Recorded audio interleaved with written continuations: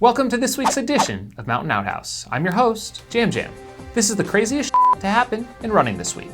This week's stories include the URMADNESS Sweet 16, Chuckanut results, and Browning's new Backbone Trail FKT. We're kicking things off with a recap of the first two rounds of Ultra Runner Madness 2017, or as you all know it, Ultra Runners talking on Twitter. Hashtag URMADNESS 2017 edition. Archie revealed the brackets last week and just released the round of Sweet 16 winners. Let's get into it.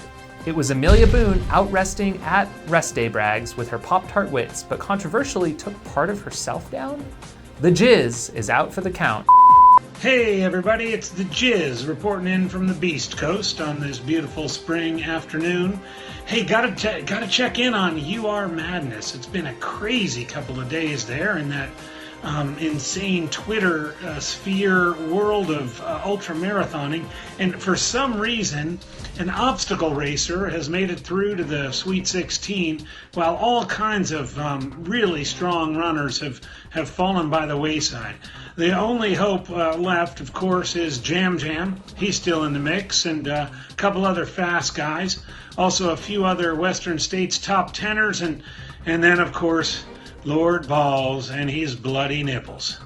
He's still going, and he's running up against Billy Yang this time. Maybe they'll make a movie together and we can all watch it come June in the Squaw. From the Beast Coast, it's the Jizz. After Paddy O'Leary again takes out his competitor with a puke shot. I hope Amelia doesn't have any of those floating around. I'm gonna be in trouble if we meet later in the Elite 8. Tim Tollefson wiped away Walmsley's shirt, quite literally. Apparently something about too many holes for a clean wipe. Facing him will be Ethan, the Ginger Runner, Newberry. David Roche is out after he claims he misread opponent's Twitter handle.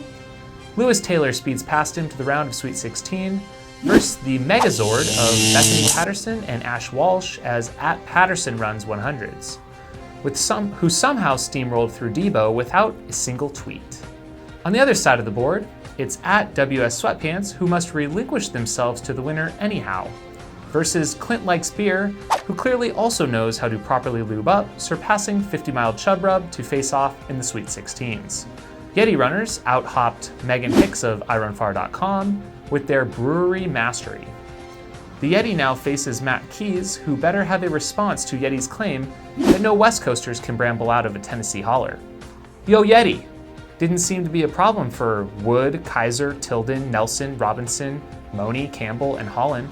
Lord Balls will face Billy Yang, and although the games don't begin officially till Thursday, things on Twitter are already heating up as Gordy Balls disturbingly bursts onto the scene. Lastly, Run Dr. 74, aka Pam Smith, tries to keep her cool against Bisp So Hot. I'll let them take it from here. Stay tuned next week for the Final Four. On to the weekend's races. The 25th running of Chuckanut was a burner this year as Hawks once again went bridesmaid, this time against Max King. Sage was with these guys with a 10K to go but couldn't keep pace, falling back about a minute per mile. Hawks claims this as the first time he's ever run in the mud. Can we get this boy out of Utah some more, guys? Hello, Skolpadda here with the young, lightning fast Nathan and Hoka One sponsored ultra runner, Hayden Hawks. Now Hayden is not from Sweden, but since he looks like he belongs in Ava, we like him. Hayden, we have a couple of questions for you today. Is that okay? Yes. Okay. How fast are you? Fast. Very fast. And two, since young Walmsley cannot drink beer and you do not drink beer, who would win if you raced him in a beer mile?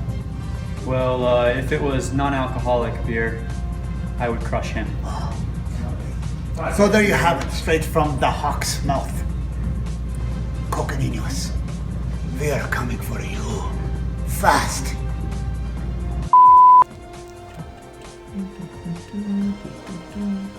For the ladies, it was ultra virgin Ladia Albertson Junkins who was all smiles. Second place was new Under Armour athlete Yao Wang just 6 minutes back.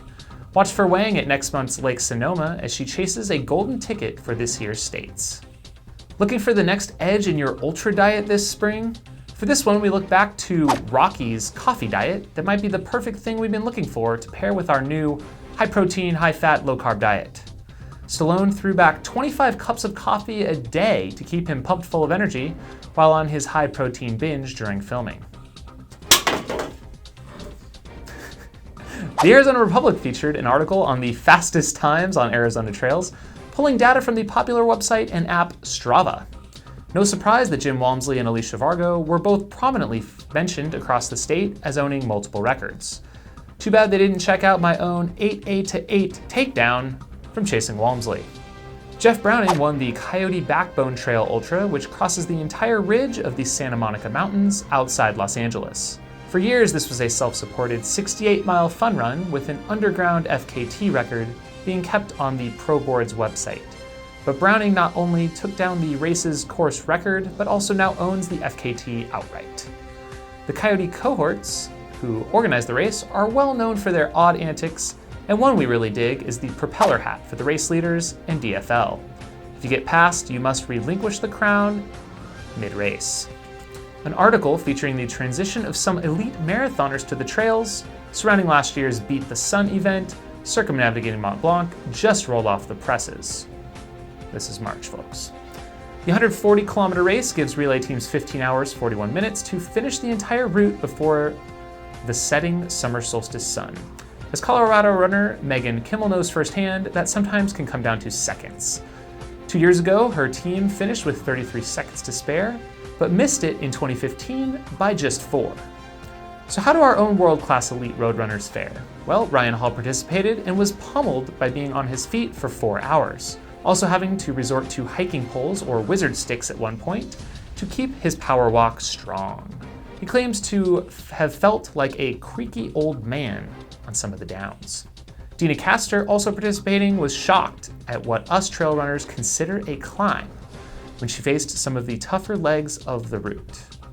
Wake-up call. A British fell runner is jailed for 18 years following an attempted murder of an athletics official.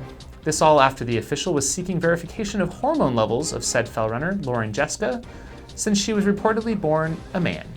Pretty sure that isn't the way to clear your name in a clean sport case. Thanks for tuning in, and we'll see you next time. If you have crazy stories to share, or predictions for the URMADNESS Final Four, tweet us at Mountain Outpost. Oh, and have a shit week.